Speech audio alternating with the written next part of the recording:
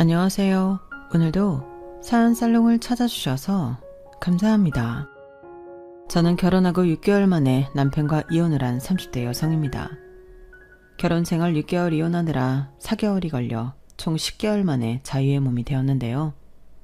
저도 제가 이렇게 빨리 이혼을 하게 될 줄은 미처 몰랐어요. 그리고 사연을 쓰기 전에 고민도 정말 많았는데요. 어쩐지 제 얼굴에 침을 뱉는 것 같아 망설여졌어요. 누가 그런 남자를 고르래? 너도 참 사람 보는 눈이 없다. 네가 이상한 남자를 골라서 결혼해놓고 무슨 이런 사연을 보내? 이런 말을 하시는 분이 분명 계실 텐데 실제로 저런 비슷한 말을 친하지 않은 회사 사람들에게도 들은 적도 있었는데 이 자리를 빌어 저도 억울한 부분이 상당히 많았다는 것을 하소연하고자 합니다. 저라고 이혼 결정을 단연코 쉽게 한 건 아니거든요. 그리고 아니다 싶었을 때 더 가지 않고 멈춰 제 인생을 구하는 게 현명한 것이라고 믿고 이혼을 밀어붙였는데 지금부터 그 이야기를 들려드릴게요. 일단 저와 전 남편은 나이 차이가 꽤 나는 부부였어요. 전 남편을 처음 만났을 때 제 나이가 30이었고 남편 나이가 38이었는데 그러니 8살 나이 차이가 나는 부부였죠. 그리고 어찌됐든 둘 다 어느 정도 나이가 들어 연애를 한 거기 때문에 연애할 때는 아무런 문제도 없었는데요. 그렇다면 연애를 짧게 했냐 물으신다면 글쎄요. 남편이 40이 되면서 더는 미룰 수 없다고 그 집에서 안달이 나서 결혼하게 되었어요. 저도 마음이 있으니까 말이 나온 김에 했던 거죠. 그때는 남편과 어느 때보다 뜨겁게 사랑할 때였거든요.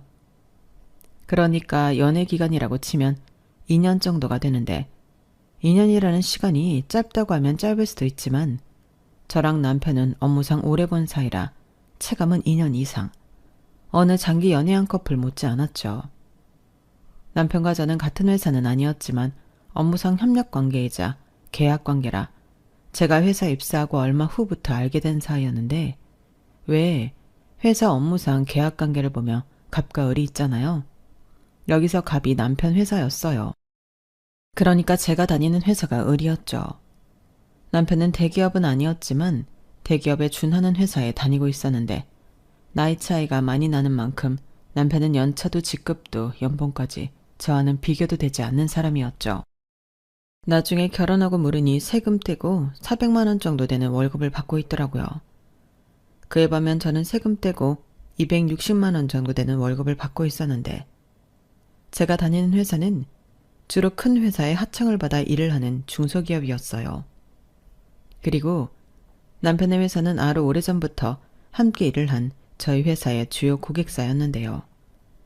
그래서 그런지 저희 회사에서 오래 있었다는 분들은 거진 다 남편을 알고 있더라고요. 그만큼 공적으로나 사적으로나 친분이 있는 것처럼 보였는데 첫인상은 그냥 저보다 나이 많은 아저씨였어요. 그냥 제가 20대다 보니 관심이 없었거든요. 결혼을 했든 노총각이든 나랑 상관없는 사람이라고 생각했는데 남편이 살짝 저를 챙기라고 할 때도 저는 남편을 거들떠도 보지 않았어요. 그래서 남편이 저한테 작업 비슷한 걸 하려고 하면 어머? 저 아저씨가 미쳤나? 정색을 할 정도였는데 저도 나이를 먹고 남편과 여러 차례 일을 하면서 남편에 대한 편견도 점점 깨졌죠. 의외로 사람이 나이스하고 일처리가 깔끔해서 배울 점이 많더라고요. 그리고 제가 30이 되었을 땐 같은 30대라고 생각해서 그런지 마음의 벽이 모두 무너져 저도 편하게 생각하게 되었는데 그 틈으로 호감이라는 감정이 싹 트더니 저도 남편에게 관심을 갖게 되었어요. 사실 오래전부터 남편이 저를 좋아한다는 걸 알고 있었거든요. 그리고 그때 저도 많은 남자를 만난 건 아니었지만 몇 차례 기빨리는 연애를 하고 이제는 뭔가 안정적인 연애를 하고 싶다고 생각할 때였는데 제가 좀 이상한 건지 저는 평등한 관계를 주장하면서 더치페이하고 니꺼 내꺼 따지는 연애가 싫더라고요.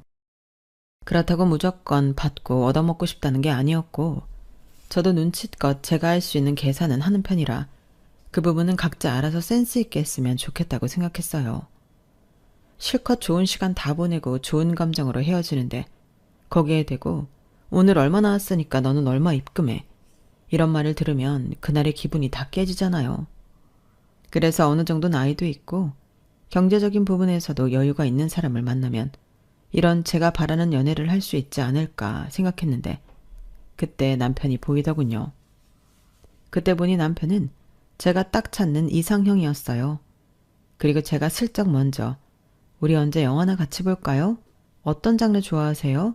라고 물으니 미진 씨 좋아하는 거요. 라고 남편이 대답하면서 저희 사이는 급물살이라도 타듯 연애가 시작되었어요. 그리고 2년 연애하는 동안 매일이 행복 그 자체였는데 정말 제가 바라는 연애를 했거든요. 남편이 좋은 곳에 가서 밥을 사주면 저 역시 꽤 고급진 곳에 가서 디저트를 샀고 평소 소소한 선물을 많이 해주던 남편이라 저 역시 화장품이든 넥타이든 남자 물건이 보이면 남편 생각에 선물을 사던 저였는데 오히려 그때는 나이 많은 남자랑 연애하는 게 더 좋다는 생각을 하게 되어 친구들한테도 어느 정도 나이 차이가 나는 남자를 만나라고 조언을 할 정도였어요. 지금 생각하면 그런 오지랖도 없었는데 그땐 제가 너무 행복하니 막 내 남자친구를 자랑하고 싶어지더라고요. 그러다 남편이 40이 되었고 앞서 말한 대로 남편 집에서 난리가 났는데요. 만나는 여자도 있다면서 왜 결혼을 안 하냐고 남편이 매일같이 괴롭혔어요.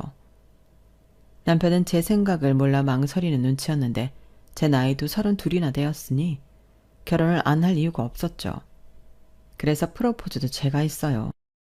이렇게 초고속 이혼을 하게 될 줄도 모르고 제가 미친 프로포즈를 했는데 그때 당시는 어차피 결혼을 한다면 이 남자랑 할 거니 이참에 내가 프로포즈를 하자 싶더라고요. 원래 제 성격이 상대가 고백해주길 또 제안해주길 바라면서 기다리지 못했거든요. 그리고 어쩐지 남편은 눈치만 볼 뿐 용기를 내는데 시간이 많이 걸릴 것 같았는데 그래서 제가 시원하게 프로포즈했고 남편은 세상을 다 가진 사람처럼 행복해했어요. 그 모습을 보니 저도 너무 행복했고요. 저는 어떤 준비도 없이 그냥 심플하게 우리 시간 더 끌지 말고 그냥 결혼할까? 라고 말을 했을 뿐이었는데 남편은 잠깐만 기다려보라고 하더니 영화나 드라마처럼 반지와 꽃을 사와 얼른 저에게 끼워줬어요. 사이즈가 맞지 않아 많이 헐렁했지만 그때는 그런 건 상관없이 눈물이 날 정도로 감동이었죠. 그리고 결혼 준비까지 정말 완벽했는데요. 남편이 이미 자기 소유의 아파트에 혼자 살고 있어서 웬만한 건 다 가지고 있었어요. 그래도 결혼은 결혼인지라 저는 남들 하는 만큼 다 할 생각이었는데 남편이 먼저 저에게 몸만 들어와 살면 된다고 하더라고요. 그땐 제가 싫다고 했어요. 결혼이 우리 둘이 좋아서 하는 것도 맞지만 집안의 어른들 생각은 아닐 수 있으니 저도 할 만큼은 하겠다고 했는데 남편이 먼저 낭비라고 자기가 쓰는 가구며 가전이 모두 최신이라 정말 필요 없다고 저를 말렸어요. 그러면서 자기가 정 뭘 하고 싶으면 우리 쓸 침대랑 자기 쓸 화장대 정도만 좋은 걸로 하라고 나머지는 진짜 필요 없다고 내가 자기랑 결혼할 수도 있다고 생각해서 이미 다 좋은 걸로 바꿔놨어 라고 말하는데 제가 직접 남편이 쓰던 물건들을 확인해보니 정말 남편 말이 맞더라고요. 그래서 그 부분은 남편의 뜻에 따랐죠. 대신 주방용품은 거의 없다시피 해서 그릇이랑 주방용품, 주방 가전만 신경 써서 백화점에서 장만해 채웠는데요. 너무 행복했어요. 제가 또 요리하는 걸 좋아해서 주방 욕심이 있었는데 남편 집은 주방도 넓고 동선도 좋아서 결혼 이후 생활이 기대가 됐어요. 게다가 시댁에서도 당신 아들이 나이도 많은데 결혼해줘서 고맙다며 저를 엄청 예뻐하셨는데요. 이렇듯 제 결혼은 모든 것이 완벽했어요. 이런 천생연분을 코앞에 두고 멀리 돌아왔다는 게 아까울 정도였는데 돌고 돌아 만난 인연인 만큼 더 행복하게 살고 싶었죠. 그런데요. 정말이지 누구 말처럼 결혼과 현실은 다르다고 결혼하고 얼마 지나지도 않아 생각하지도 않았던 문제가 발생했는데 어이없게도 저는 돈 문제 때문에 골치가 아팠어요. 보통 결혼을 했으면 돈 관리는 어떻게 할지 부부가 상의하잖아요. 그런데 남편은 돈 관리는 하던 대로 각자 하는 게 좋을 것 같다고 하더라고요.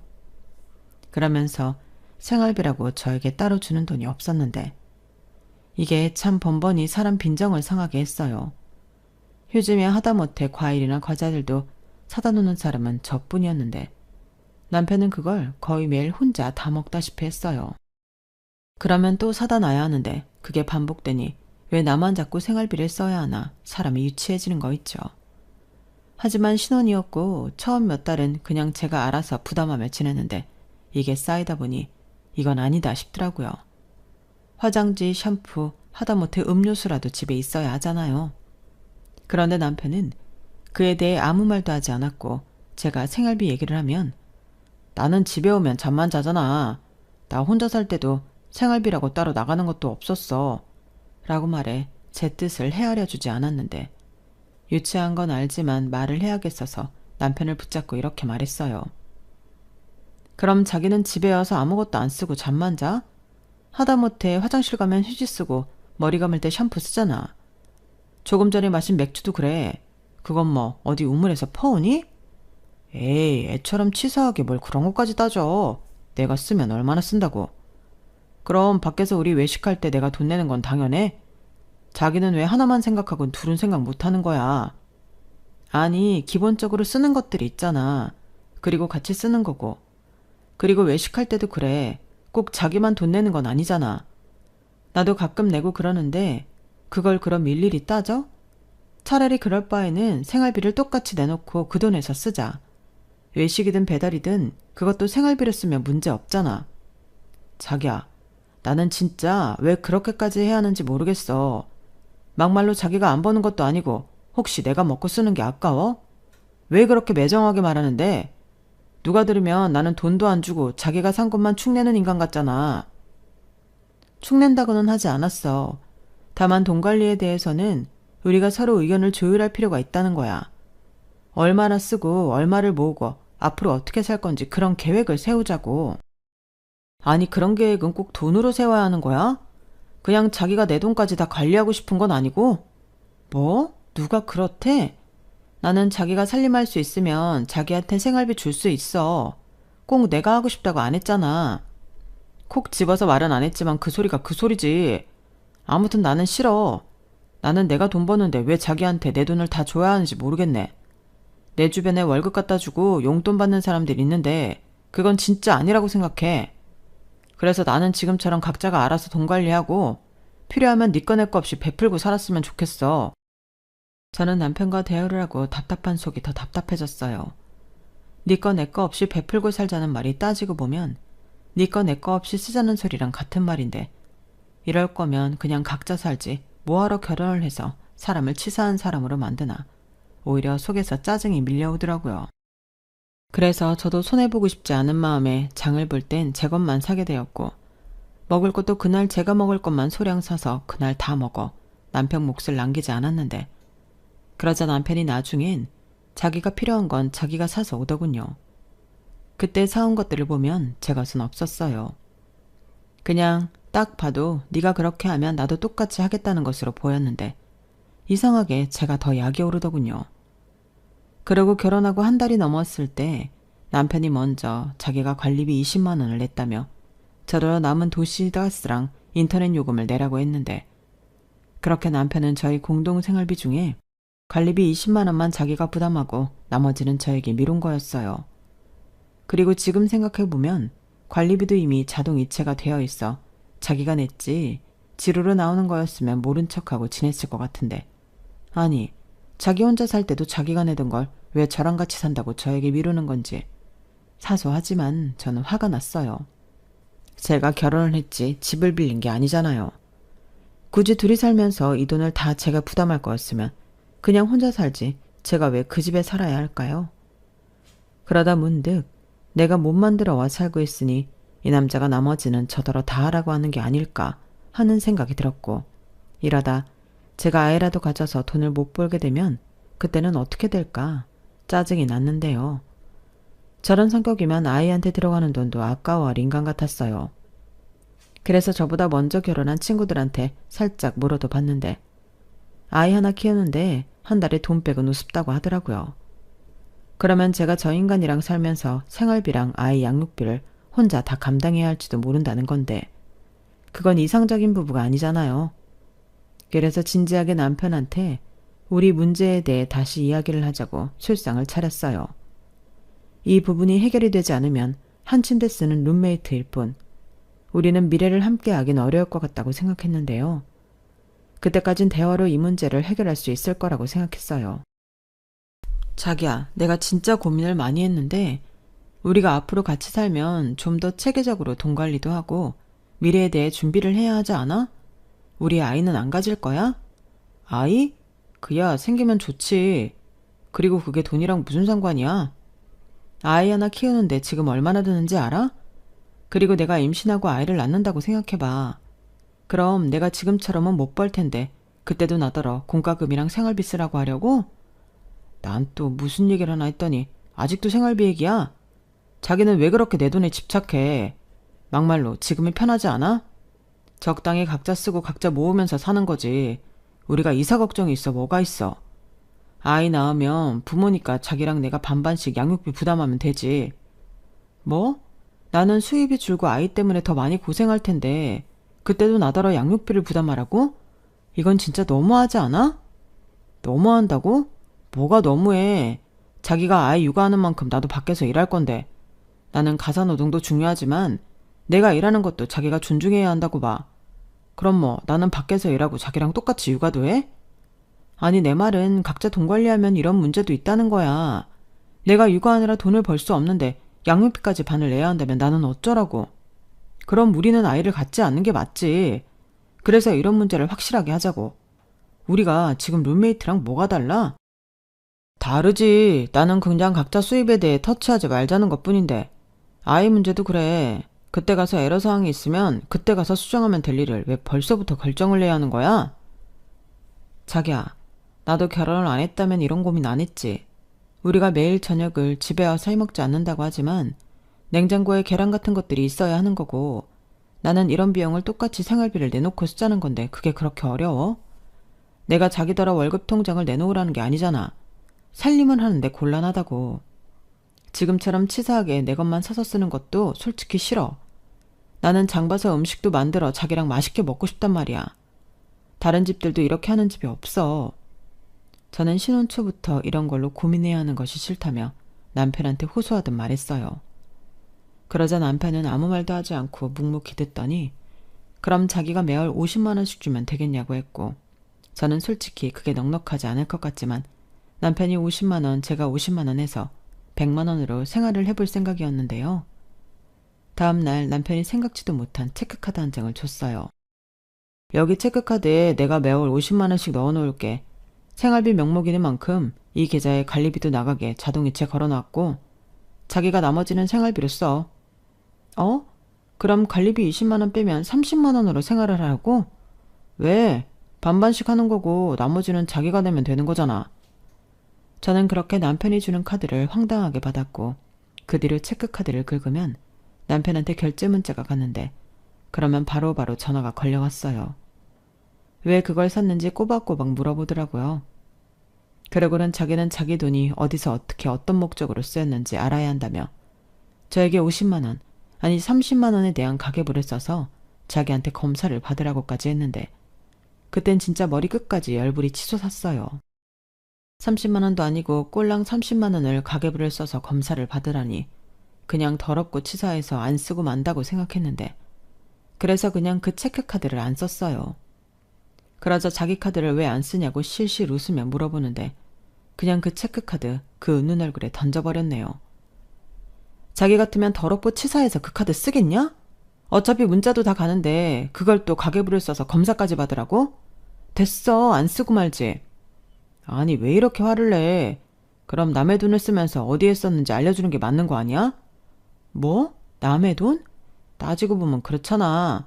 그럼 나는 돈만 주고 그 돈이 자기 유흥비로 쓰였는지 꾸민비에 쓰였는지 모르고 있으라고? 지난번에 자기 빵집에서 카드 긁었는데 집에 빵 없던 적도 있었잖아. 난 그 빵 구경도 못했는데? 진짜 세상에 이런 인간도 있나요? 저는 내가 연애할 때 모든 것이 완벽하다고 생각했던 남자가 이 남자가 맞나 소름이 끼쳤어요.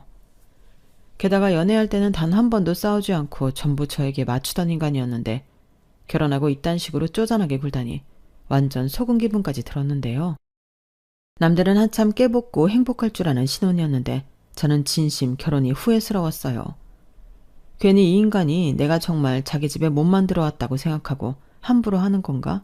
별 생각이 다 들었고 점점 더 룸메이트처럼 너는 너 나는 나 하며 생활하게 되었는데 남편은 제가 자기 돈을 모두 뺏고 싶어 심통이 났다고 생각하는 눈치라 더 싫어지더라고요. 제가 남편보다 벌이가 많진 않아도 남편 돈이 없다고 죽는 건 아니었거든요. 저는 그저 결혼했으니 생활비는 얼마 쓰고 적금이나 재테크는 어떻게 할 건지 상의해서 같이 살림을 꾸려가고 싶었을 뿐인데 남편이 저를 아주 속물처럼 보는 것 같아 나중엔 자존심 많이 상했어요. 그리고 함께하는 게 아닌 각자 주장을 하는 사람과 아이를 낳고 노인이 될 때까지 함께한다고 생각하니 이건 아니라는 생각이 바로 들었는데요. 애석하게도 혼인신고를 결혼식하고 바로 해버린 저였지만 남들이 어떻게 생각하든 저는 잘못된 선택을 바로잡기로 마음먹었죠. 네, 이혼을 결심했어요. 사실 경솔하게 결정한 것도 아니고 그동안 나름의 노력을 많이 했으니까 안 되는 건 안 되는 거라고 포기하게 되었는데 원래 그렇게 생긴 인간인 걸 제가 못 알아봤다고 생각하니 한결 마음이 편해지더군요. 게다가 저는 남편이 살던 집에 몸만 들어왔으니 그냥 저 한 몸 훌훌 털고 나가면 그만이라고 생각했는데 제가 결혼 생활을 포기하니 싸울 일도 없었고 남편은 이제 협의점을 찾았다는 듯 홀가분해했어요. 그도 그럴 게 남편은 제가 던진 체크카드도 다시 챙겨갔으니 자기가 원하는 대로 되었다고 생각했겠죠. 하지만 그러는 사이 저는 여기저기 이혼에 관해 물어보고 또 알아보고 있었고 법원에 가서 협의 이혼 서류까지 받아와 작성했는데요. 다 작성한 이혼 서류를 식탁에 올려놓고 제 짐만 싸서 친정으로 가니 그제야 숨이 쉬어지는 것 같았어요. 물론 진짜 이혼은 시작에 불과했지만 일단 그 집에서 나왔다는 것만으로도 살 것 같았죠. 그리고 늦은 퇴근하고 이혼 서류를 받는지 남편에게 다 늦은 저녁에 연락이 왔는데요. 저는 차분하게 서류 작성해서 법원에서 만나자고 했네요. 더 이상 화낼 것도 없이 제 의사만 밝히니 남편이 더 안달이 났는데 자기가 돈 안 줘서 이혼하자는 거냐며 그럼 예전처럼 다시 50만 원을 주겠다고 하더라고요. 순간 욱해서 화를 낼 뻔했는데 그걸 꾹 참고 나는 그냥 이젠 네가 싫다고 이혼 도장이나 찍으라고 말했네요. 자기야, 갑자기 왜 이래? 우리 아직 신혼이잖아. 결혼식 올린 지 얼마나 됐다고 이래. 그게 왜 중요해? 그래, 당신 말대로 우리 신혼인데 우리는 거의 같은 문제로 매일 싸웠잖아. 당신은 내가 당신 돈을 쓰고 싶어 안달이 났다고 생각하지. 난 그냥 우리가 부부고 가족이니 네 거 내 거 없이 같이 버는 돈 같이 관리하자는 거였어. 그리고 생활비도 그래. 아무리 집에서 밥을 잘 안 먹어도 정말 한 끼도 안 먹어? 집에 쌀은 있어야지. 그리고 주말이면 당신 라면 찾잖아. 그럼 그 라면은 어디서 나? 하다못해 쓰레기를 버리려면 쓰레기 봉투도 사야 해. 혼자 살았으니까 다 알잖아. 근데 어떻게 했어? 생활비. 그러니까 관리비 20만 원 내면 땡이라고 생각했지? 처음 몇 달은 아쉬운 사람이 우물 판다고 내가 있는데 그럼 이걸 언제까지 해? 그래서 내가 체크카드 줬잖아. 체크카드? 그래, 말 잘했다. 그 온전한 50만 원도 아니고 그 관리비 뺀 30만 원 당신한테 보고하라고 그렇게 쓰라고 준 체크카드 당신 같으면 쓰겠니? 당신은 내가 사두던 맥주며 과자며 보고하고 먹었어? 됐고 나는 더 이상 구질구질하게 이런 얘기 하고 싶지 않으니까 이혼해. 자기야, 이혼이라니. 그래, 내가 다 잘못했어. 아무리 그래도 어떻게 혼인신고서에 잉크도 안 말랐는데 어떻게 이혼을 하냐? 내가 자기 원하는 대로 해줄 테니까 이제 그만 화 풀어. 내가 지금 데리러 갈까? 오기만 해. 그리고 당신 오면 온전히 못 나가. 내가 벌써 우리 엄마 아빠한테 다 얘기했거든. 우리 아빠는 무슨 그런 쪼잔한 놈이 다 있냐고 화가 잔뜩 났는데 용기 있으면 와봐. 남편은 제가 정말로 자기랑 이혼할 것 같으니 그제야 쫄아서 빌기 시작했어요. 그러게 사람이 좋게 얘기할 때 좀 들어줄 것이지. 이제 와서 원하는 대로 다 해준다고 하니 저는 더 열받더라고요. 그리고 무엇보다 이젠 오만정이 떨어져 한시도 같이 있고 싶지 않았는데요. 저희 부모님도 제가 결혼하고 6개월 만에 이혼한다고 짐 싸서 집에 오니 황당해 하시면서도 제 얘기를 듣고 잘했다고 하셨어요. 아니라는 생각이 들었으면 한 달이든 두 달이든 정리하는 게 맞다고 제 편을 들어주셨는데 그때는 죄송하면서도 감사했어요. 그리고 저희 부모님은 무엇보다 저라면 뭐든 다 맞춰주고 베풀어주던 사위가 결혼 후엔 돈 가지고 저렇게 했다는 것에 배신감까지 느끼신다고 하셨는데 아이라도 생겼으면 어쩔 뻔했냐며 다행이라고까지 하시더군요. 그렇게 저는 친정에도 알렸겠다. 이혼하고 얼른 자유의 몸이 되고 싶은 마음뿐이었는데요. 며칠 뒤 시어머니가 연락을 하셨어요. 나다. 얘기는 대충 들었는데 너는 뭘 그런 일로 이혼까지 하자고 그러니? 걔가 워낙 혼자 오래 살아서 그래. 그냥 네가 원하는 액수 얘기해서 생활비 내놓으라고 하고 그냥 살아라. 들어보니 별것도 없던데 너는 왜 그렇게 일을 키우니? 어머니, 저는요 결혼 후에도 따로국밥처럼 네 거 내 거 따지는 사람이랑은 미래를 같이 할 수 없어요. 지금이야 저도 똑같이 벌고 있지만 사람 일은 모르잖아요. 제가 아이를 가져서 일을 못할 수도 있고 아이가 없어도 제가 어떤 사정으로 회사를 그만둘 수도 있는데 남편이 저러면 저는 서러워서 어떻게 살아요? 부부라는 게 서로 보듬고 같은 목표를 향해 노력하는 거 아니에요? 그런데 남편은 그런 생각을 가진 사람이 아니었어요. 아, 원래 남자들이 그렇다. 특히 자기 혼자 오래 살았으니 우리 아들은 더하지. 그러지 말고 우리 아들이 이제 너한테 맞춘다고 하니 그냥 한 번만 넘어가라. 원래 결혼이라는 게 사내만이 하면서 지지고 볶고 백년해로 하는 거야. 글쎄요. 저는 이왕이면 서로 사랑하고 존중하고 좋게 백년해로 하고 싶은데 그렇게 살고 싶지 않아서요. 저는 이미 마음을 굳혔어요. 죄송해요. 너도 참. 내가 이 말까진 안 하려고 했는데 우리 아들 같은 남자가 또 어딨니? 집도 있고 너 혼수할 것도 없다고 몸만 오라고 했잖아. 그럼 그냥 들어와 사는데 그까지 생활비는 네가 내도 되는 것 아니니? 몸만 들어왔을 때는 고마운 줄 알아야지. 나라면 아예 생활비는 내가 낸다고 생각하고 살았겠다. 아니 왜 싸울 일도 아닌 걸로 이혼을 한다고 그래? 너는 남들 앞에 창피하지도 않니? 네, 창피해요. 저런 남자를 남편이라고 두는데 어떻게 안 창피하겠어요? 그래서 하루라도 빨리 이혼하고 싶은 거예요.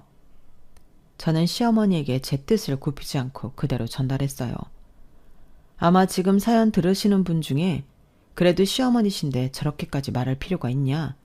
며느리가 너무했다라고 생각하실 수도 있는데 나중엔 저도 그 엄마의 그 아들 같아서 그냥 속의말을 다 하게 되었어요. 어차피 안 맞아서 이혼하겠다고 하는데 시어머니도 제 말을 들어주실 생각이 없어 보였거든요. 그리고 남편 말대로 이제 와서 제 요구사항을 전부 들어준들 똑같은 일이 안 일어난다고 보장할 수는 없는 거잖아요. 저는 원래 사람은 변하지 않는다고 생각하는 사람이기에 또다시 후회스러운 선택을 하고 싶진 않았어요. 그래서 남편한테 문자로 서류 작성하지 않으면 이혼 소송하겠다고 보냈는데 남편이 친정으로 찾아왔더군요. 그리고는 넙죽 엎드려서 저와 저희 부모님에게 빌었는데요. 저희 엄마가 저에게 방해가 있으라고 하셨어요. 그래서 일어나 방으로 가려고 하는데 그 인간이 제 발목을 잡더라고요. 저는 순간 너무 놀라 소리를 질렀는데 그 인간이 이렇게 말했어요. 자기야, 나 한 번만 용서해줘. 이젠 자기가 싫다고 하면 다 안 하고 자기가 하자고 하면 다 할게. 나는 자기랑 절대 헤어질 수 없어. 알잖아, 내가 자기 많이 사랑하는 거. 그냥 내 통장 다 갖고 나는 50만 원만 용돈 줘. 아니, 그것도 많다고 생각하면 30만 줘도 돼. 앞으로는 자기 어디에 돈을 쓰든 상관하지 않을 테니까 정말 이러지 마. 우리 집에 가자. 우리 집? 어디가 우리 집인데? 난 여기가 우리 집이야. 거긴 당신 집이지. 당신 어머니도 그러시더라. 몸만 들어갔으면 고마운 줄 알라고. 근데 나 하나도 안 고마워. 내가 분명히 말했지. 남들 하는 만큼 나도 혼수해 간다고. 근데 당신이 필요 없다고 했잖아. 근데 이제 와서 그걸 감사하게 생각하고 나더러 생활비를 혼자 감당하라고? 내가 왜? 그래, 내 딸이 왜 그래야 하나? 팔은 안으로 굽는다고 나도 자네를 이해 못하겠네. 그렇게 내 딸 주면 잘하겠다고 사탕발림하더니 이게 잘해주는 건가? 장모님, 죄송해요. 근데 저는 이게 그렇게 스트레스가 될 줄 몰랐어요. 아니, 왜 몰라? 내 딸이 그렇게 얘기를 했다는데 자네가 들을 생각이 없었겠지? 저는 정말 몰랐습니다. 이제는 알았으니까 안 그럴게요. 자기야, 나한테 딱 한 번만 기회를 줘. 나 달라질 수 있어. 이미 늦었다니까. 오만 정이 떨어져서 살기 싫은데 기회를 줘서 뭐해? 그러게 내가 얘기할 때 좀 알아먹지 그랬니? 왜 이제 와서 그래? 나는 마음 정했고 최대한 좋게 심플하게 정리하자. 내가 알아보니까 우리는 재산 분할할 것도 없대. 아이도 없으니 각자 자기 거 챙겨서 헤어지면 된다고 하는데 우리 그냥 다시 예전처럼 너는 너, 나는 나로 돌아가자고. 자기야. 남편은 정말 간이라도 빼줄 것처럼 저를 붙들고 사정했어요. 하지만 저희 부모님까지 포기하라며 우리 딸을 생각한다면 원하는 대로 해주라고 했는데요. 그 뒤로 참 끈질기게 그 사람이 찾아와 설득하고 애원하더군요. 한 번만 기회를 주고 자기가 또 그러면 그때는 바로 이혼해준다고요. 하지만 저는 싫었어요. 싫은 점이 눈에 들어오니 그 인간이 싫은 점만 계속 보였고 이렇게는 살 수 없으니 헤어지는 게 맞다고 생각했는데요. 저희 부모님도 돈 문제에 있어서 사람은 변하지 않는다고, 내 딸도 그렇지만 우리도 너를 믿지 못한다고 하니 남편이 끝내 지쳐서 이혼 서류에 도장을 찍었어요. 그게 결혼한 지 딱 10개월이 되었을 때인데 징글징글했죠. 제가 남편이랑 못 살겠다고 나온 게 6개월인데 그 후 4개월이 지나고 나서야 이혼 도장을 찍었으니 그 4개월이 얼마나 길었겠냐고요. 그리고 이혼 결정이 나던 날 저는 흡사 독립군이 해방을 맞이한 그런 기분이었는데 정말 날아갈 것 같더군요. 혼자가 되었다는 기쁨이 뭔가 지옥을 탈출한 기분이었거든요. 그리고 그 후로는 일과 제 자신에 집중하며 누가 뭐라고 하든 행복한 사람이 되기로 마음먹었는데요. 스트레스가 사라지니 정말 일도 술술 풀렸어요. 그 덕에 승진도 하고 부모님 지원을 조금 받긴 했지만 회사 근처 20평대 아파트를 매매해 혼자 살게 되었는데 제가 결혼 전에도 부모님과 함께 살다가 시집을 간 거라 혼자 살아본 경험이 없었거든요. 솔직히 결혼하면서 아, 나는 혼자 살아보지도 못하고 둘이 되는구나 하는 아쉬운 마음도 있었는데 이렇게 다시 혼자가 되어 그 바람을 이루니 인생이라는 건 정말이지 알 수 없다는 생각이 들었어요. 그리고 뭔가 혼자 살면서 제대로 행복하게 살아봐야겠다는 생각이 들어 가급적이면 야근은 하지 않고 퇴근 후에는 운동을 하기 시작했는데 매일 제가 만든 건강한 음식을 먹고 주말이면 관심 있던 어쿠스틱 기타도 배우며 지내다 보니 뭔가 제 인생이 풍성해지는 기분이라 좋았어요. 삶의 만족도가 높다는 게 바로 이런 거구나 매일 느끼며 살고 있는데 거기에 운 좋게도 제가 사는 동네에 지하철이 연장된다는 소식에 제가 산 아파트 값도 많이 올랐고 혼자 산 지 3년 만에 저는 부동산으로 돈을 벌어 대출을 더 받긴 했지만 더 큰 아파트로 이사를 했는데 아, 이게 부동산으로 돈을 번다는 게 이런 거구나. 살짝 그 재미를 알겠더라고요. 그리고 이사 온 아파트는 저에게 좀 특별한 곳이 되었는데 여기서 동갑내기 남자친구를 만나 현재 5개월째 예쁜 연애를 하고 있습니다. 남자친구는 같은 아파트 단지에서 운동하다 만난 사이인데요. 동네 친구로 알고 지내다 말도 잘 통하고 가치관도 비슷해 연인 사이가 되었어요. 나이가 둘 다 있는 만큼 주변에서는 재혼하는 거 아니냐고 물어보기도 하는데 아직은 그럴 마음이 없고요. 그냥 지금처럼만 잘 지내고 싶은 마음이에요. 그에 반면 저랑 헤어진 그 남자는 갑자기 일이 꼬였는지 들리는 소문에 의하면 빚더미에 올랐다고 했는데요. 정확히는 모르지만 저랑 헤어지고 주식에 손을 댄 모양이었어요. 돈이라도 왕창 벌어보자는 심상이었다고 하는데 그 소리를 들었을 때는 조금 놀라기도 했었죠. 제가 아는 그 인간이 그런 인간은 아니었거든요. 하지만 농담인지 진담인지 이제 자기는 돈이라도 많아야 여자를 만날 수 있다며 그렇게 한탕을 노렸다고 했는데 그 한탕이 거꾸로 쪽박이 되어 빚만 눈덩이가 되었나 봐요. 살던 집도 담보로 대출을 받아 날렸다고 했거든요. 그리고 거래처다 보니 회사 배려로 남편과 일은 하지 않아도 됐지만 주변에 아는 사람이 워낙에 많다 보니 싫든 좋든 그 인간 소식을 듣고 있는데 아마도 제가 남자친구와 연애도 하고 30평대 아파트도 사서 잘 산다는 말을 그 인간도 들었겠죠. 제가 뭐 배 아프라고 한 건 하나도 없는데 그 인간이 그래서 더 판단력을 잃고 돈에 집착한 게 아니었을까 생각해 봅니다. 자기도 젊은 여자 만나 새 출발해서 잘 산다고 보여주고 싶었겠죠. 뭐 저는 솔직히 잘 살든 못 살든 관심도 없는데 이번 일로 빠른 이혼을 선택한 건 탁월한 선택이 아니었나 싶습니다. 괜히 미련 갖고 질질 시간을 끌거나 남편이 잘못했다고 빌었을 때 또 기회를 줬다면 제가 더 힘들었을 것 같거든요. 게다가 저희 부모님도 괜찮다며 제 이혼에 찬성해 주어 죄송한 마음도 덜 수 있었는데 여러모로 조상님이 도왔다고 생각하려고요. 그리고 트라우마까지는 아니지만 남자를 잘 믿지 못하게 되었는데요. 연애할 때 모습과 결혼한 후의 모습이 왜 달라지는 건지 저는 아직도 이해를 할 수 없어요. 그래서 가끔 그 인간의 모습은 어떤 게 진짜였을까 하는 쓸데없는 생각도 하는데 지금 제가 연애를 하고 있는 만큼 지금 남자친구에 대해 실망하는 일이 벌어지지 않을까. 그래서 더 결혼 생각이 없는 거죠. 그나저나 그 인간도 연애할 때는 참 사람이 배포도 있고 쓸 때는 돈도 시원하게 쓸 줄 아는 사람이었는데 어쩌다 그렇게 된 걸까요? 저는 잘 모르겠습니다. 결혼 생활 자체가 너무 짧아서 그런가 가끔은 제가 결혼을 했었다는 걸 잊어버릴 정도인데요. 부디 그 인간은 저 아닌 다른 여자라도 결혼하지 않고 혼자 살길 바라는 마음이에요. 각자 살길 바라면 혼자 살아야죠. 안 그런가요? 제발 저런 인간들은 결혼할 생각하지 않고 자기 자신을 잘 알아본 뒤 혼자 살았으면 좋겠습니다. 지금도 30만 원 든 체크카드 주고 가계부 써서 검사 받으려고 했던 그놈의 말이 어이없게 느껴질 따름인데요. 마흔이 되도록 장가를 못 갔던 이유도 저런 거였을까요? 새삼 많은 생각을 하게 되는 그런 날입니다. 살다 제가 초스피드 이혼을 하게 될 줄은 몰랐는데 앞으로는 결혼 상대가 아니더라도 누구를 만나든 신중하게 더 면밀히 사람을 봐야 할 것 같아요. 제 초고속 이혼 사연은 여기까지인데요. 제 사연 어떻게 들으셨는지 모르겠습니다. 사연 쓰는 내내 제 얼굴에 침 뱉는 것 같아 여러 번 갈등했는데 부디 잘 했다고 남은 인생 화이팅하고 더 대박나라고 응원해 주셨으면 좋겠어요. 그리고 다시는 같은 실수는 하지 않겠다는 강한 의지를 다지며 지금까지 제 사연 들어주신 모든 분께 감사하다는 말을 전하고 싶은데요. 여러분들은 실패하지 않고 쭉 행복하게 사랑하는 사람과 함께 하시길 진심으로 바라겠습니다. 그럼 항상 건강 잘 챙기시고요. 늘 행운과 행복이 여러분들과 함께 하길 바라며 안녕히 계세요. 감사합니다. 여러분, 사연 댓글에 응원과 현명한 조언 부탁드려요. 좋아요와 구독은 저에게 큰 힘이 됩니다. 오늘도 좋은 일 가득하세요.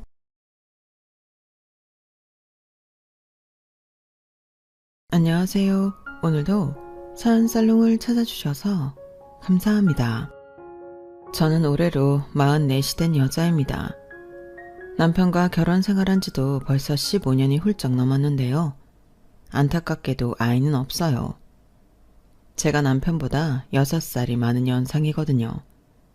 그래서 결혼했을 때 이미 임신을 하기엔 나이가 많은 편이었고 그래도 가능성이 있지 않을까 싶어 5년 정도는 노력을 많이 했는데 시험관 아기를 준비하다 남편이 그만하고 울면서 호소에 아이는 포기했어요. 대신 남편과 친구처럼 연인처럼 재미나게 살고 있는데요. 저랑 남편은 처음 만났을 때부터 요상하게 잘 맞았어요. 원래는 친한 동생이 동생이었는데 저랑 이렇게 될 줄은 아무도 몰랐다니까요. 심지어 당사자인 저도 몰랐으니까요. 하지만 남편은 나는 자기 딱 보는 순간 알았는데 드디어 내 와이프 될 여자를 만났구나. 이렇게 말하며 자기는 저랑 부부가 될 줄 알았다고 했는데 솔직히 진짜인지 그냥 저 기분 좋으라고 하는 말인지는 알 수가 없어요. 그렇다고 굳이 그 말에 딴지를 거는 것도 이상하니까 그냥 남편은 처음부터 내가 좋았구나 생각하며 사는 게 저도 좋더라고요. 그리고 이런 말 제 입으로 하기는 좀 자기 자랑 같아서 창피하긴 한데요. 저희 남편은 정말 좋은 사람이에요. 연애를 시작했을 때도 그랬고 결혼하고 시간이 많이 지난 후에도 늘 저를 우선순위에 두는 사람인데 그냥 말뿐이 아니라 행동 하나하나에서 저를 사랑하고 아끼는 게 느껴질 정도예요. 제가 한두 살도 아닌 무려 6살이나 누나인데 남편은 늘 저를 아이 다루듯 자기가 먼저 나서서 저에게 뭐라도 해주려는 사람이었죠. 그래서 남편과 결혼하고 꼭 아이는 낳고 싶었어요. 남편이 아이를 정말 좋아했거든요. 그런데 제가 결혼했을 당시 나이가 37이었고 산전 검사를 했을 때 자연 임신 확률이 다른 여자들에 비해 너무 없다고 해서 바로 시험관 시술에 도전했어요. 어떡하든 쌍둥이여도 좋으니 아이만 갖게 해달라고 종교도 없는데 늘 빌고 또 빌었죠. 게다가 남편은 시댁에서 차남이었는데 형이 장가를 못 가서 손이 귀한 집이었어요. 솔직히 요즘 세상에 대를 이어야 한다는 생각은 고리타분하지만 저희 시어머니는 장남, 장손, 아들 이런 면에서는 자기 고집이 분명한 사람이었어요. 그래서 장남인 아주버님이 장가를 못 갔으니 저더러 장손을 낳아야 한다고 압박을 주셨는데 결혼 허락을 받을 때도 제 나이가 많아서 애를 많이 먹었죠. 저희 시어머니가 절대 안 된다고 단식 투쟁까지 하셨어요. 내 눈에 흙이 들어와도 저렇게 늙은 여자랑 결혼 못 시킨다. 제가 애를 낳을 수 있는 거니? 뭐? 나이가 37? 내일 모레 40이야. 네가 어디가 모자라서 저런 늙은 여자랑 결혼을 하겠다는 거야? 엄마 말 조심해. 늙었다니. 그럼 엄마는 뭐 50 넘었으니까 놓친애야? 뭐 이 시끼야? 거봐. 엄마도 그렇게 바로 성깔 부리면서 왜 남의 집 귀한 딸한테는 함부로 해. 그리고 나도 이제 31야. 엄마가 허락 안 해도 내 뜻대로 할 수 있어. 그래서 뭐 내가 반대해도 키웠고 늙은 아니 나이 많은 새랑 결혼을 하냐고. 내가 사랑하는 사람이니까 허락을 하든 반대를 하든 그건 엄마 선택인데 나는 무슨 일이 있어도 정은이랑 결혼할 거야. 이미 아버지도 허락하셨어. 그럼 제가 애 놓으면 우리 집단은 누가 있니? 나 참 우리 엄마 또 깝깝한 소리 하네. 그놈의 대를 꼭 이어야 해? 정 그렇게 대가 중요하면 장남인 형 있잖아. 어차피 나는 차남인데.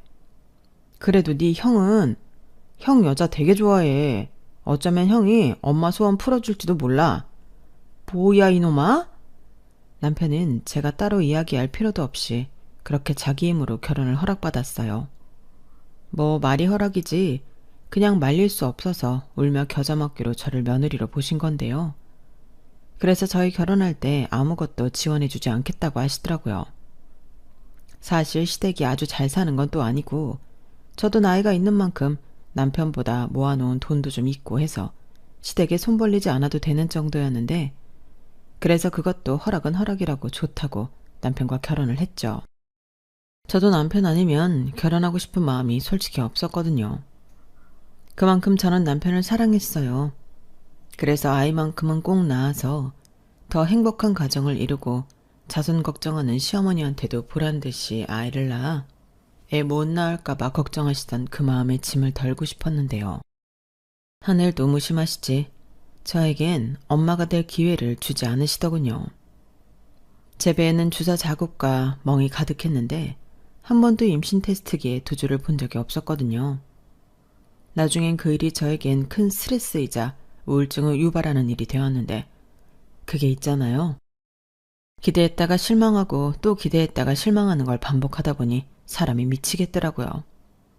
그런데 그 모습을 보고 저보다 남편이 더 힘들어했고 자기는 아이 없어도 괜찮으니 이제 그만하자며 쉽게 포기하지 못하는 저를 붙잡고 울었는데 그때 저도 참 많이 울었어요.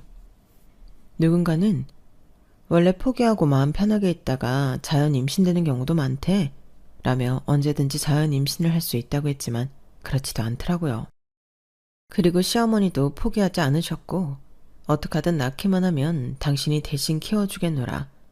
저에게 임신 잘 되는 보약 같은 것도 해주시면서 압박해 오셨는데 그러니 남편이 더 이상 아이 갖는 노력을 하지 않겠다는 말에 시어머니가 화를 내셨죠. 아니 애도 안 낳을 거면 뭐하러 시집을 왔어? 모름지기 여자는 시집가면 그 집 자손을 낳아야 하는 법이야. 어머니 저도 정말 그러고 싶은데요. 아무리 노력을 해도 되지가 않아서. 그걸 왜 나한테 얘기를 하니? 그러게 내가 넌 아이가 많아서 안 된다고 했잖아. 그래도 바득바득 우겨서 내 아들 데려가더니 이젠 안 된다고 배째는 거야? 엄마 무슨 말을 그렇게 해. 이 사람 노력 진짜 많이 했어. 그건 엄마도 알잖아. 그럼 인간적으로 엄마도 포기해야 하는 거 아니야? 이 사람 배 본 적 있어? 이참에 한번 보여줄까? 엄마는 절대 못해. 근데 이 사람은 아이 갖겠다는 그 마음으로 5년이나 했어.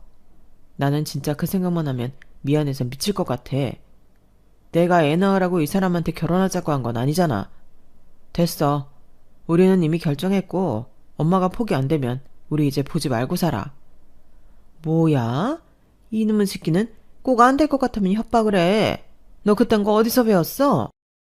어디서 배웠긴 나 낳아준 엄마한테 배웠지. 지금이 무슨 조선시대도 아니고 대이어서 뭐 할 건데? 우리 집이 무슨 가업이 있는 것도 아니고 왕족이야? 뭐야? 나는 말했어. 그니까 이제 이 사람한테 임신 어쩌고 해 어쩌고 하지 마. 그거 하면 우리 부모 자식 영 끊어지는 거고 이사가고 핸드폰 번호도 싹 다 바꿀 거야. 자기야 그만해. 그만하긴 뭘 그만해. 자기는 뭐 우리 엄마한테 죄 졌어? 나는 자기 하나만 있으면 돼. 이렇듯 남편은 늘 제 편이자 저를 보호해주는 사람이었는데 아무리 무서운 시어머니도 그런 자기 아들을 어쩌지는 못했어요. 사실 제가 남편에게 보호를 받아야 할 정도로 유약한 사람은 아니거든요. 학교 다닐 때부터 목소리도 크고 싸움도 잘하는 여장부가 저였는데 그런 저라도 사랑하는 남자 앞에서는 보호받고 싶었어요. 아니, 보호를 받아보니 이게 너무 좋더라고요. 사랑받는 느낌이 든달까요? 그래서 결혼하고 나서는 쭉 이렇게 남편의 보호를 받으며 제가 연상이라는 것도 있고 행복한 결혼 생활을 하고 있었는데 그렇게 저희 부부가 임신을 포기하자 거짓말처럼 1년 뒤에 아주버님이 혼전 임신으로 장가를 가게 되었어요. 아유, 이게 무슨 경사야. 세상에나. 나는 이런 날이 올 줄도 모르고 그동안에 애간장을 태웠다. 고맙다. 그래, 역시 장소는 장남이 낳아야지. 그래야 족보도 꼬이지 않고 나중에 죽어서도 조상님 뵐 낯이 있지. 엄마, 그렇게 좋아? 나는 솔직히 애 아빠가 된다고 생각하니 기분이 좀 그런데. 그렇게 뭐가 그래. 너도 이제 정신 좀 차려. 처자식이 생겼는데 이제 남들 사는 것처럼 살아야지. 아가 고맙다. 네가 내 며느리 되기도 전에 이렇게 장한 일을 해주니 너야말로 우리 집 맏며느리지. 누구랑 다르게 맏며느리짜리는 따로 있는 거지? 시어머니는 저 말을 하면서 저를 힐끗 쳐다보셨어요. 네, 저 들으라고 일부러 하시는 말씀이셨죠. 하지만 예비 형님이 임신을 했다는 것만으로도 저는 마음의 짐을 덜 수 있었는데요. 그때는 아들인지 딸인지 알 수는 없었지만 어쨌든 그 집안 자손이 태어나는 거니 제가 좀 해방되는 기분이 들었어요. 뭐 살짝 부럽기도 했지만 어쩔 수 없는 건 어쩔 수 없는 거라고 생각했죠. 대신 시조카가 태어나면 작은 엄마로서 용돈 주고 잘해줘야겠다고 생각했는데 그것도 쉬운 일은 아니었어요. 형과 아주버님이 결혼 전에도 파혼 얘기가 나올 정도로 싸우더니 결혼 생활 내내 잡음이 끊이지 않았거든요. 형님은 만삭에 배가 불러 예민하기만 한데 아주버님은 그때도 총각 행세를 하며 다른 여자들이랑 노느라 정신이 없었어요. 그러니 결혼 후에는 또 걸핏하면 이혼 얘기가 나돌았고 시댁만 가면 머리가 지끈지끈 거렸는데 형님이 결혼하고 6개월 만에 아들을 낳자 시댁은 잔치가 벌어졌어요. 정작 부모인 아주버니과 형님은 서로 못 잡아먹어 으르렁거리는데 저희 시어머니만 갓난 아기를 안고 좋아 죽더라고요. 그런데 시조카가 돌을 넘기자 형님은 더는 못 살겠다고 이혼 서류만 남겨주고 집을 나갔고 그때 시어머니에게 자기 애를 맡긴 뒤 잠수를 타버렸어요. 그리고 아주버님은 누가 지 아니면 여자가 없을까봐? 그래, 이혼해. 쥐뿔도 없는 주제에.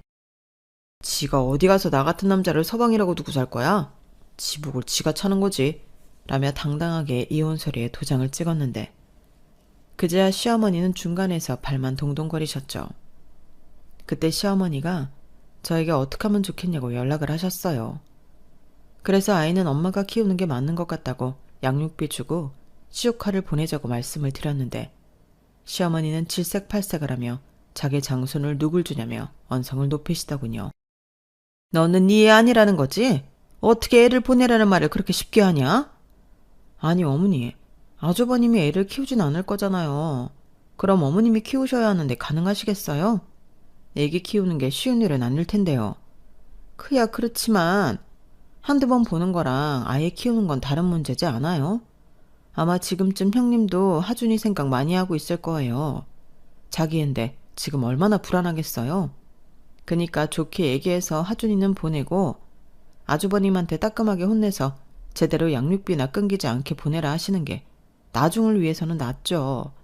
그렇게 하면 아무리 두 분이 이혼을 했다고 해도 어머님이 장손 얼굴은 보실 수 있을 테니까요. 꼭 그 방법밖에는 없겠냐? 나는 내 새끼 주기 싫은데. 시어머니는 마치 자기가 배 아파 낳은 자식 마냥 조카를 형님에게 보내기 싫다고 하셨어요. 그래서 제가 어머니가 정 그렇게 하준이를 못 보내시겠다면 어머님이 키우시면 되죠. 저는 어머니 힘들까봐 말씀드린 것 뿐이에요. 라고 말씀드렸는데 시어머니는 아무 말씀도 하지 않으시고 생각 좀 해보겠다며 전화를 끊으셨어요. 사실 저는 눈치상 어머님이 어떤 말을 듣고 싶은지 알고 있었거든요.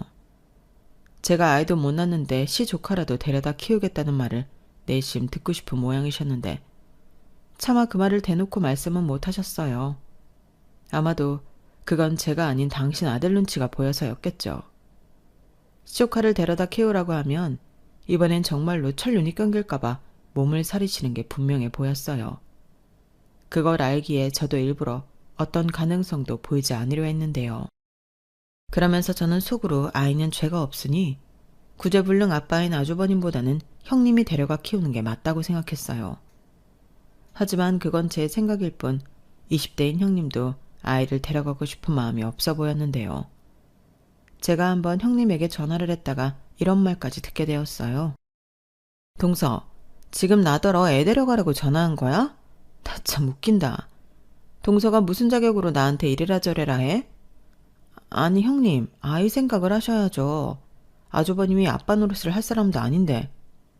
그래, 그래도 할머니 있잖아. 우리 하준이라고 하면 끔찍하게 생각하는 사람 있는데 뭐가 걱정이야? 왜? 동서는 우리 하준이 눈앞에서 치워버리고 싶어서 그래? 무슨 말을 해도 그게 아니고 형님이 어쩌다 한번 볼 때는 그럴 수 있지만 아이를 키우기엔 무리가 있죠. 그리고 하준이가 크면 더 엄마를 찾지 않을까요? 형님은 하준이 없이 살 수 있으세요? 자식인데. 웃겨 정말. 동서, 내가 애를 두고 나왔다는 건 애가 필요 없다는 얘기야. 나 하준이 생겨서 발목 잡혀서 이 나이에 이혼녀 됐고 이제 뭐 하준이 데려다 싱글맘 되라고? 너라면 하겠냐? 하기사. 늙어서 애도 못 낳는 너라면 하준이 데려가 키우든가. 참고로 저랑 형님은 10살 나이 차이가 납니다. 그런데 서열상 윗사람이라고 10살이나 많은 저에게 반말을 찍찍하던 형님이었는데요. 그날은 늙어서 애도 못 낳고 너라는 말까지 들으니 저도 이성의 끈이 떨어져 나갔어요. 어차피 이혼한 마당이면 이젠 형님도 아니잖아요. 그래서 바로 육두문자를 오랜만에 날려버렸죠. 제가 할머니 손에 자라서 욕이라면 어디 가서 치는 법이 없거든요.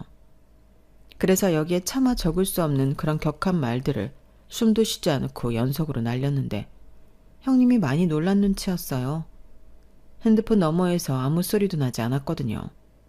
그래서 저는 형님이 전화를 끊은 줄 알았는데 확인해보니 통화 시간이 계속 가고 있었어요. 그래서 이참에 마지막이다 싶어 10살 많은 언니로서 피가 되고 살이 되는 덕담을 해줬는데요. 내가 착각을 해도 아주 심하게 착각했지. 나는 그래도 네가 우리 아주버님보다는 나은 인간인 줄 알았어. 근데 아니네. 너는 부모 자격도 없는 존재야. 그럼 네가 무슨 애를 키우냐? 너는 너나 키워.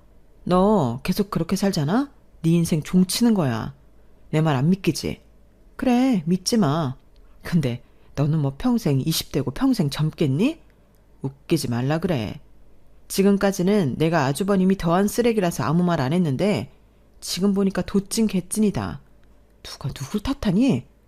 똑같은 것들이 만나서 똑같이 싸우고 비난하다 쪽난걸. 너는 그냥 그렇게 살다가 하찮게 늙어라. 이렇게 말을 하니 속이 참 시원하더군요. 그 후엔 뭐 정신을 차린 형님이 뒤늦게 고성이 지르고 난리도 아니었는데 저는 그러거나 말거나 제 할 말 끝났으니 전화를 끊어버렸어요. 그러자 득달같이 전화가 다시 울렸고 제가 바보도 아닌데 그 전화를 받을 리가 없었죠. 그리고 잠시 뒤 이젠 2번 다시 형님과 통화할 일 없을 것 같아서 그 번호도 차단해버렸는데요. 그날 밤 2다리 쭉 뻗고 꿀잠을 잤어요. 시댁 집안에 큰일이 벌어진 것은 맞지만 굳이 따지면 제 일은 아니라서 상관이 없다고 생각했죠. 하지만 이런 제 마음이 나빴을까요? 결국 어린아이 육아에 두 손 두 발을 든 시어머니가 애를 데리고 와서는 저더러 키우라고 하셨는데요.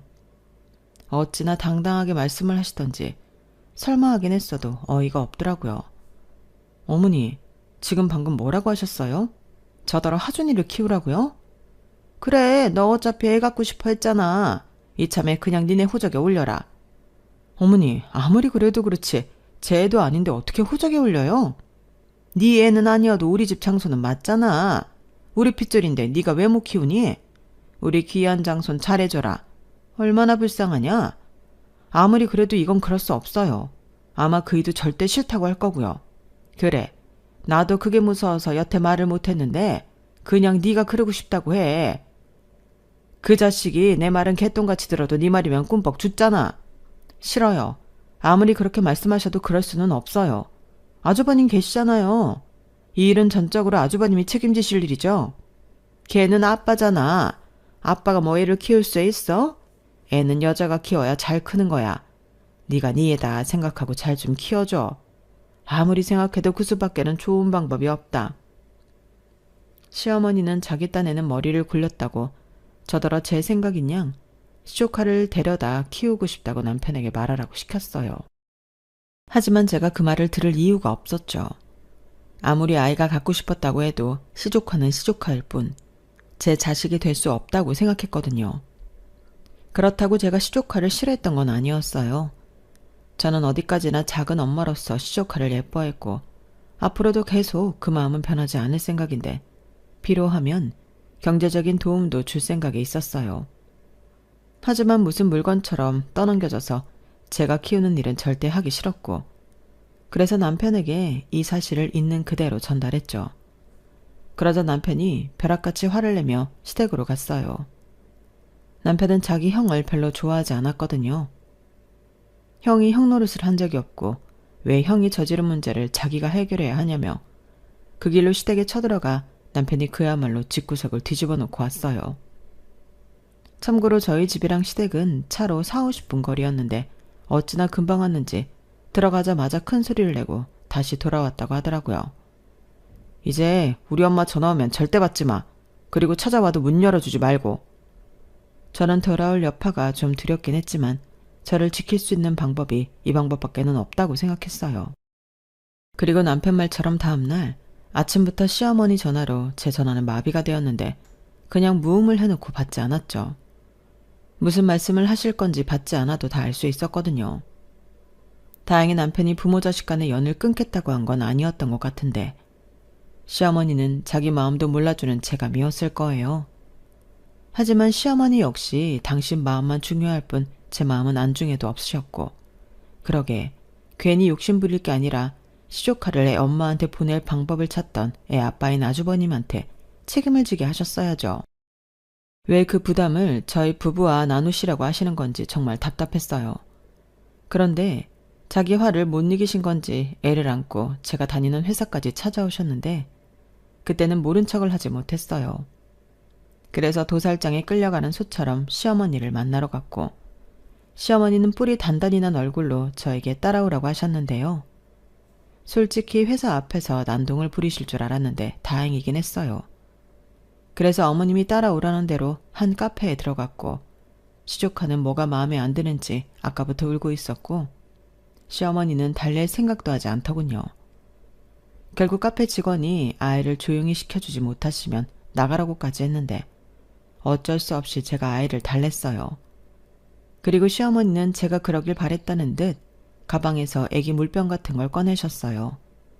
그리고 시조카는 그 물병을 연신 빨고 먹더니 이내 진정이 된 듯 제 품에서 잠이 들었는데 시어머니가 웃으면서 이렇게 말씀하셨죠. 아유, 작은 엄마도 엄마라고 애가 금방 잠이 드네. 너는 어쩜 애가 내가 하지 말라고 한 소리까지 내 아들한테 해서 사람 망신을 주냐?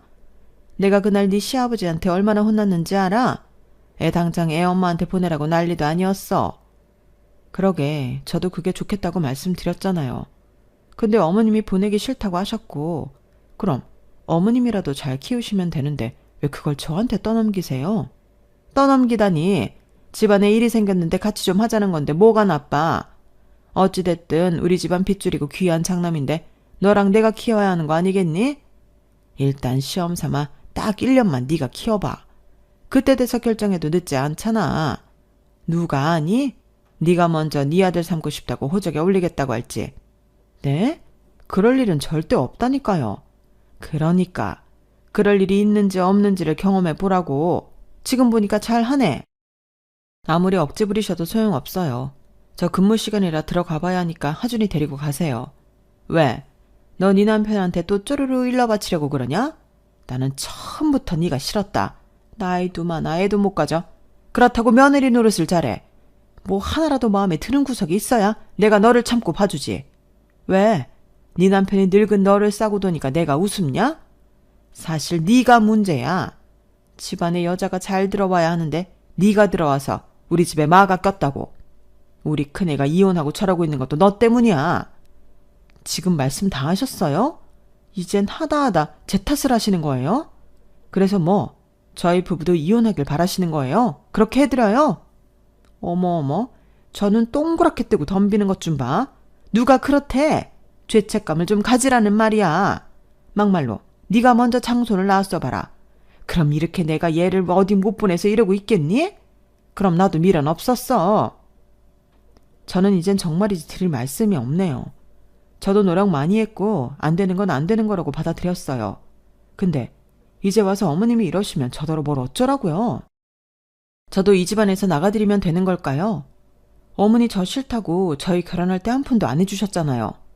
아니, 여기서 그 말이 왜 나와? 저한테 해주신 것도 없는데 왜 자꾸 이렇게 억짓을 해요? 저도 억울해서 그렇죠.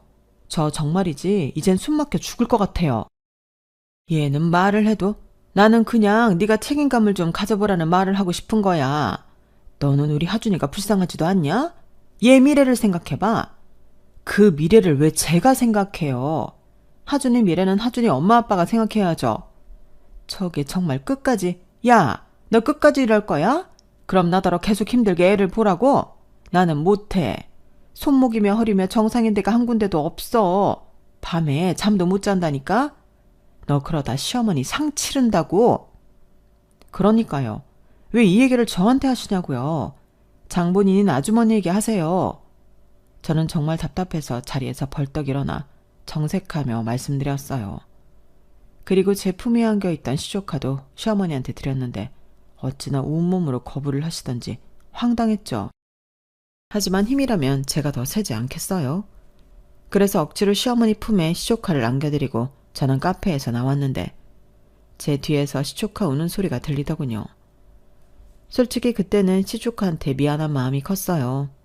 하지만 그렇다고 제가 시조카를 맡아 키울 수는 없다고 생각해 마음을 굳게 먹었는데요. 그날 저녁 남편한테는 말하지 않았어요.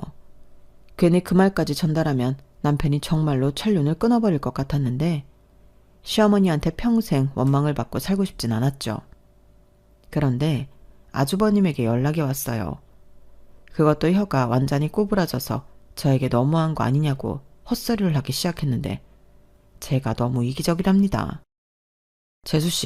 재수씨 그렇게 안 봤는데 사람이 왜 그렇게 냉정해요? 애기 갖고 싶다고 그 난리를 피우더니 왜 우리 하준이가 싫은 건데요? 내가 준다고요. 아주버님 술 많이 드신 것 같은데 좋은 말로 할 때 전화 끊으시죠. 그리고 주긴 뭘 줘요? 애한테 부끄럽지도 않아요? 아빠가 돼서 진짜 왜 그렇게 무책임해요? 아니 1년 정도는 해볼 수도 있는 거잖아요. 그렇게 질색팔색하면서 싫다고 하면 돼요 안 돼요? 내가 재수씨한테 얼마나 잘했는데. 뭐래. 잘하긴 뭘 잘해요. 진짜 내가 이 말을 꼭 해주고 싶었는데 정신 차리고 살아요. 맨날 술이나 처먹고 여자나 만나지 말고 만날 거면 제대로 된 여자를 좀 만나든가. 뭐예요? 지금 말 다 했어요? 지금 내가 꼬박꼬박 존칭해주니까 아주 만만하네. 내가 윗사람이야. 어디서 아주버님한테 말을 함부로 하지? 술을 처먹어? 야, 그러는 너는 애도 못 낳잖아. 그게 여자냐? 이참에 그냥 애 낳았다고 치면 되지. 뭘 그렇게 빡빡하게 굴어. 뭐? 너 말 다 했냐? 어라? 지금 너라고 했냐? 그래. 너 니네 집 앞에서 똑바로 기다려. 내가 지금 당장 갈 테니까. 저는 그날 이성의 끈이 뚝 끊어졌어요. 그래서 사고를 낼까 무서워 운전을 하지 않고 택시를 잡아서 시댁으로 갔는데요. 남편한테는 아무 말도 하지 않고 나왔어요. 이 문제만큼은 제 손으로 해결하고 싶었거든요. 그리고 시댁 문 앞에 도착했을 때 아주버님이 한 손에는 소주병을 들고 저를 기다리고 있었는데 저는 택시에서 내리자마자 그대로 돌진해서 아주버님 주요 부위를 발로 까버렸어요.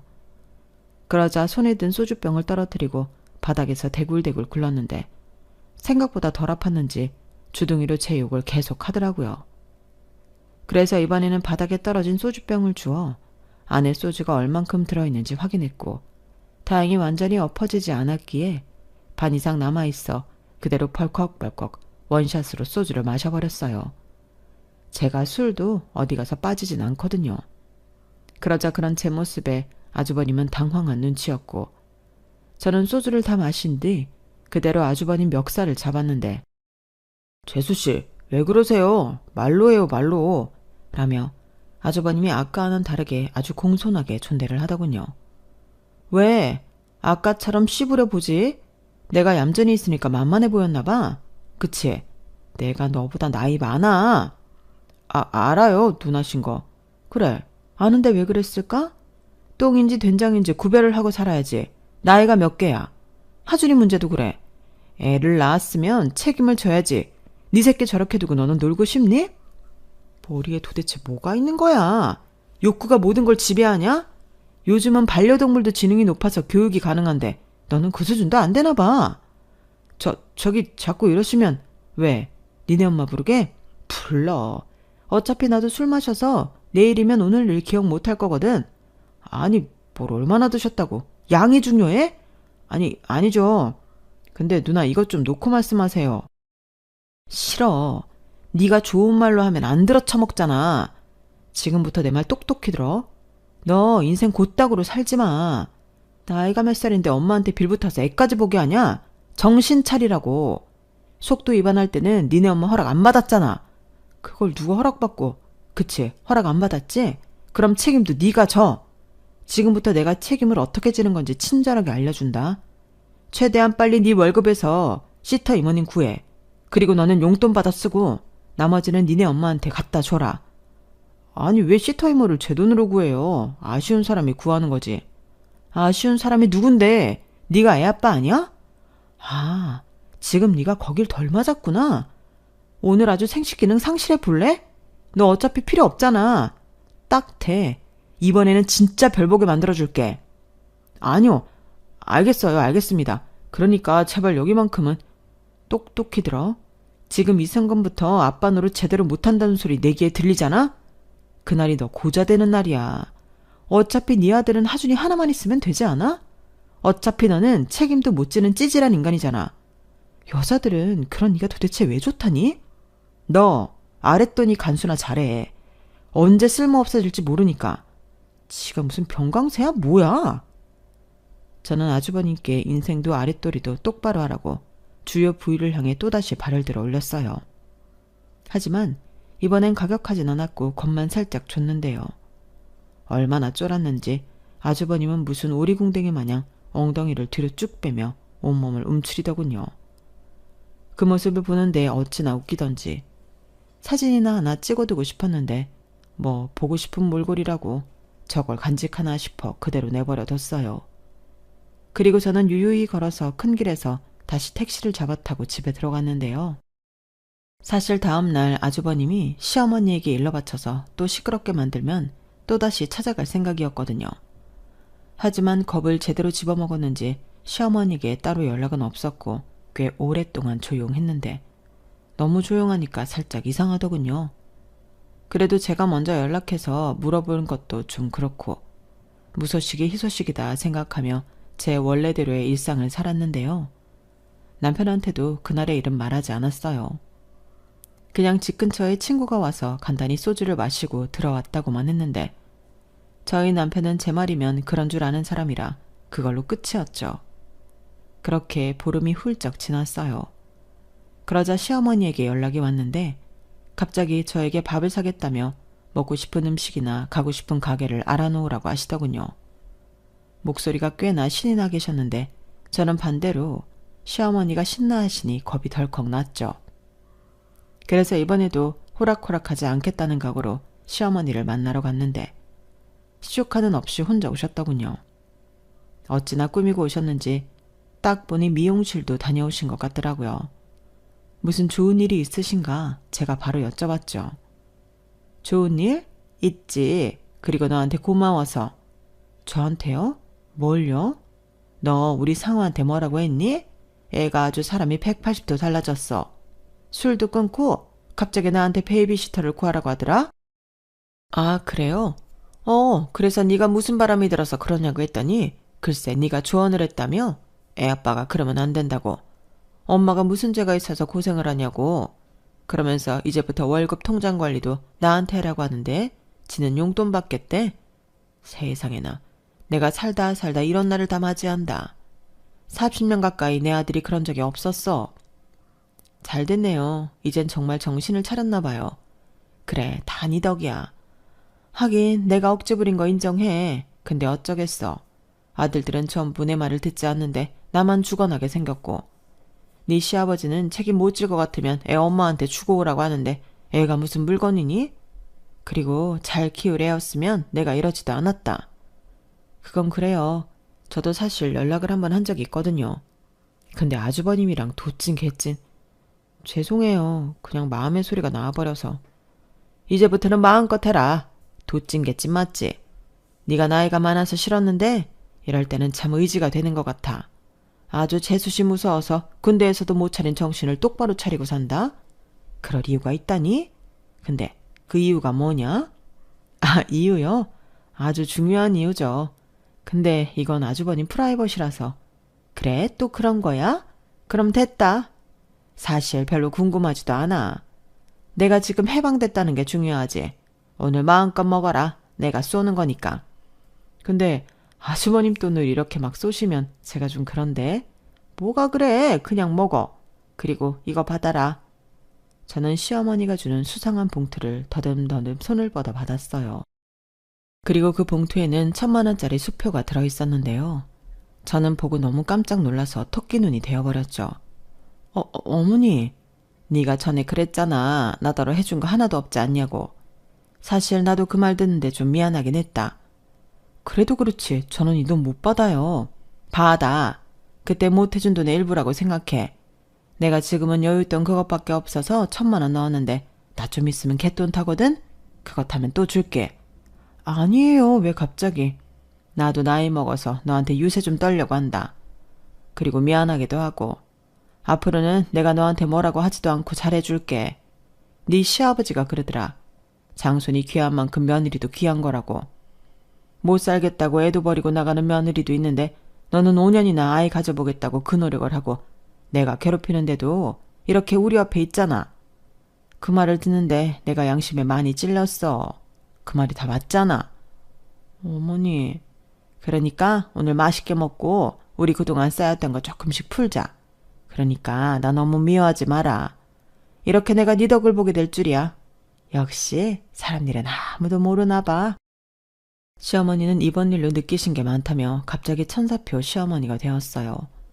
그리고는 저에게 1,000만 원이 끝이 아니니 앞으로 더 기대하라고 하셨고 저는 됐다고 말씀을 드리긴 했는데 돈 싫어하는 사람 없다고 기분이 좋긴 하더라고요.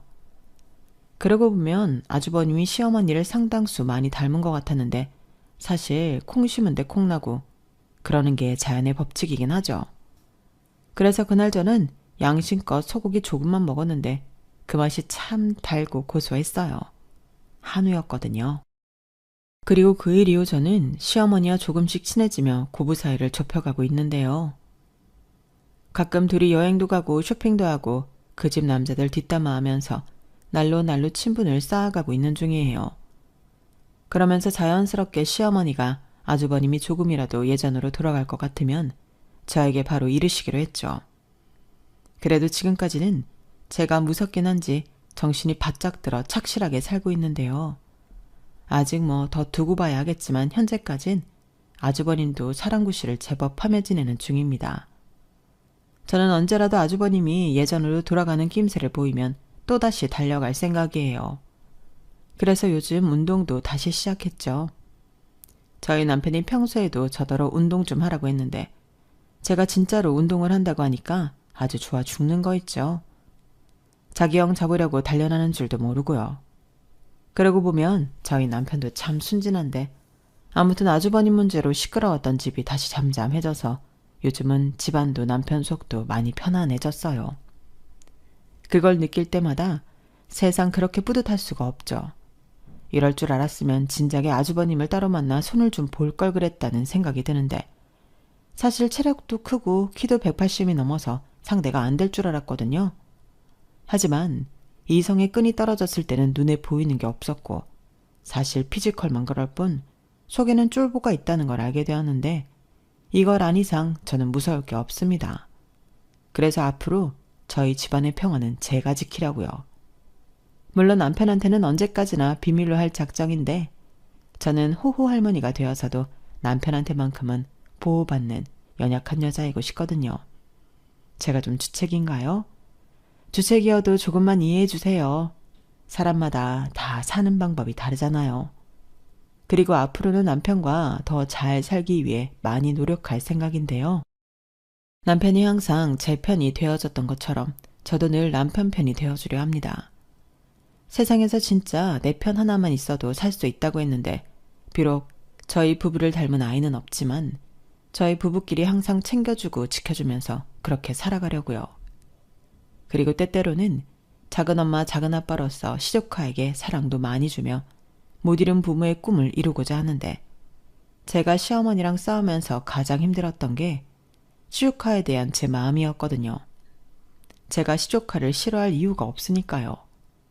하지만 분명히 해야 할 일은 분명히 해야 하기에 조금 강수를 많이 둔 부분이 있는데, 결론적으로는 잘했다고 생각해요. 그 덕에 평생 동안 정신 못 차리고 살던 한 인간을 새 삶을 살게 했으니까요. 그리고 저는 그 인간이 또 짐승만도 못한 존재가 되지 않도록 늘 예의주시할 생각인데요. 이렇게 새 사람 만들어 놨으니 아주버님한테 좋은 일이 많이 생겼으면 좋겠습니다. 미운하고우나 저희 시조카의 아빠이고 저희 가족이니까요.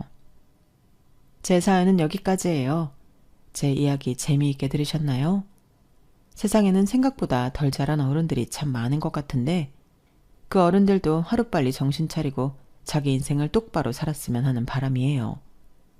그럼 지금까지 제 사연 들어주셔서 감사하고요. 늘 건강하시고 행복하시길 바라겠습니다. 안녕히 계세요.